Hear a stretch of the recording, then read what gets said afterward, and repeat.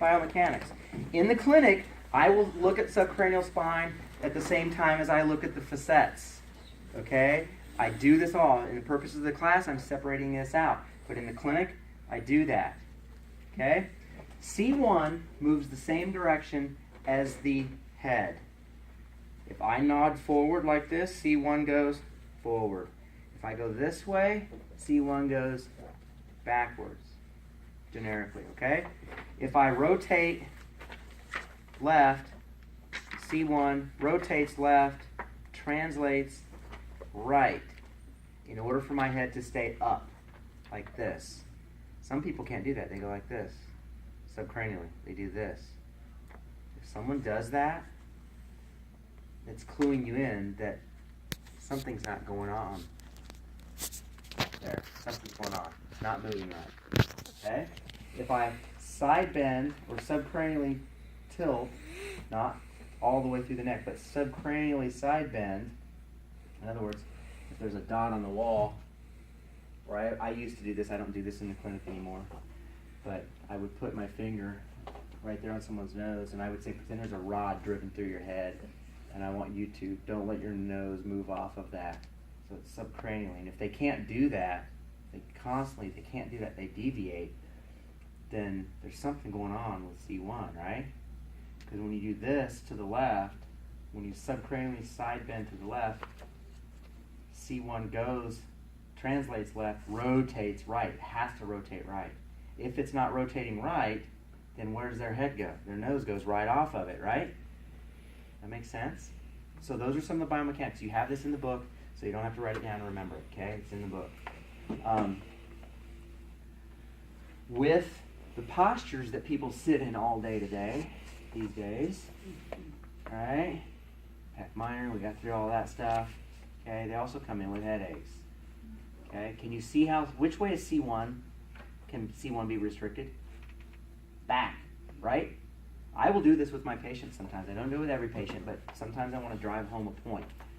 Mr. Jones, you sit like this all day. If I correct my posture except for my neck, nothing moved. I look at my computer like this, and I do this. I'm like, you're sitting there and you're basically looking up all day long, which causes a lot of facet compression, right? And there's a lot of shortening going on of a lot of the soft tissue and the muscular structures back here. So can you appreciate how C1 can sometimes be restricted from moving forward? Okay? So we got to move it. You don't have to crack it. I do sometimes, but oftentimes I don't have to. Here's the good news.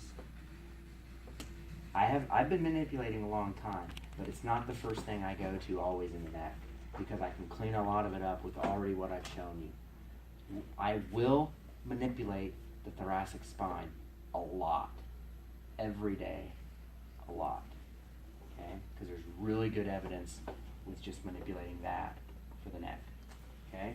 And it's very safe, it's easy. I can do it real quick, boom. I can do it sitting, I can do it prone, I can do it supine, okay? Okay, ready? Okay. All right, so first thing, a lot of y'all, I'm showing you some techniques, but I know y'all do get your fingers back there, right? And you guys put your fingers there, and relax. See, she's already holding her head up, okay? Let me help you, okay? Gotta think about it. She's holding her head up, relax, okay? And y'all get in there with your fingers, right? You do this kind of inhibitive distraction work. Y'all do that, right? Okay? And then you do this, don't you?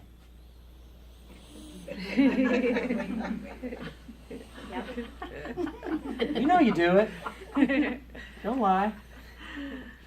The point is you're holding it, right? Okay? This is PT Confidential, right? Okay? All right? So that's fine. What point I'm making is all this preparatory work that y'all do, I do it too. Especially subcranially there. There's a lot of nasty myofascial trigger points back there. The greater occipital nerve comes out, feeds the scalp. Oftentimes you push back there on that little knot, right? There's a lot of local hypoxia, and and abnormal physiological things that are going on there. But you push on that, and then what do they say sometimes? Oh, that gives me my headache. Don't let up. You found it. Stay on it. Okay? I see too many people that go, oh, that's giving you a headache. That's why they're there. Stay on it. That's where you need to be. Okay? Say to them, okay, you know what? Great. I found the spot. Good. I'm going to live there for just a little bit. Bear with me. Okay? I'll do some work there. Then I'll come off and give them some love. Always give them some love. Send them home with some love. Okay? All right. So, I do all the same stuff that you do is the point I'm trying to make.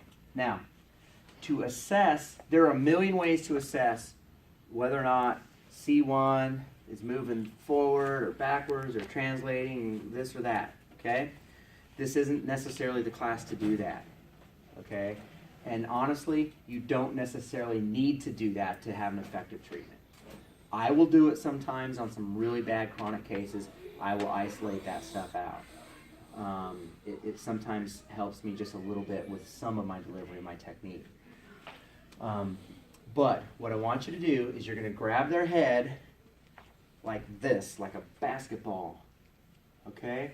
And you're going to assess some general range or willingness of occiput on atlas, okay? To move into what I call forward nod. Not this, okay? Here, not here. This arm is not in the right plane of motion. Okay, now, I'm kind of cupping my hand. Relax there. Yeah, right? Dina. Dina. That was close. Okay, relax. Sometimes if they don't relax, I wiggle their head a little bit. Okay? It's not going to hurt, I promise. Okay? And I will do this to start out with. You see that movement there? She's nodding yes. In my notes, and this is how I was trained, I call it forward nod, and I put a capital F N-O-D. And anyone that works with me, if they see one of my patients, they know what that means. Okay? Probably 80 to 90% of my therapists that work with me are in the manual therapy program at St. Augustine. Some of them are almost done. Okay? This. Okay? Now, it starts out as an assessment, but like a lot of the other techniques, your assessment turns into treatment. Okay? That's the beauty of this business. Okay? If you get a patient down and you do this, oh my gosh, it's not, wow. You don't really know where the restriction is, right? I mean, unless it's massive like this. Let me bring you this way. Man, you are just a control freak. If their chin is way up like that and it ain't going, you know it's really restricted. Okay? But sometimes you don't know where you are in the range, so you got to take them out. Oh, now I can feel some range there. Does that make sense? You got to find out where the restriction is. Okay? So I'm taking her to the end. This is a little too much. Yeah, just a little bit, yeah. There we go. Okay, now, that's a little too little, but I'd rather be that way. In my clinic, I have a pillow and the headrest.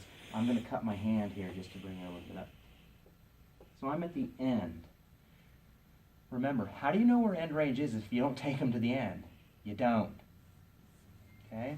Now, you all right? Mm-hmm. Good. I'm good. I'm just kidding. Okay? Just get that on tape, Mike. Okay? I'm going to take her to the end.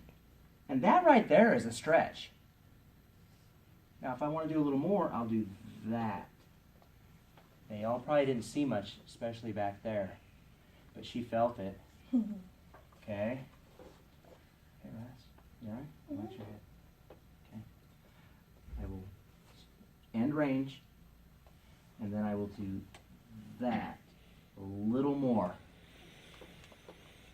Not retraction. Or didn't I say, I don't like that. You want to protect against that. this. Everyone do that. It's not even natural. It doesn't even feel good. I have like 3 chins. Okay? You ever read a radiologist report that says abnormal flattening of the cervical lordosis? Why do they say that if it's normal? It's not. Okay? So that leads me to this. I don't like this. Okay, Mr. Jones, yeah. Okay, touch the back of your shoulders. Now touch the back of your head. Oh, I'm cramping. I can't even do it. Okay? I can't even do it. I think I'm normal. People would argue that. We're all taught this.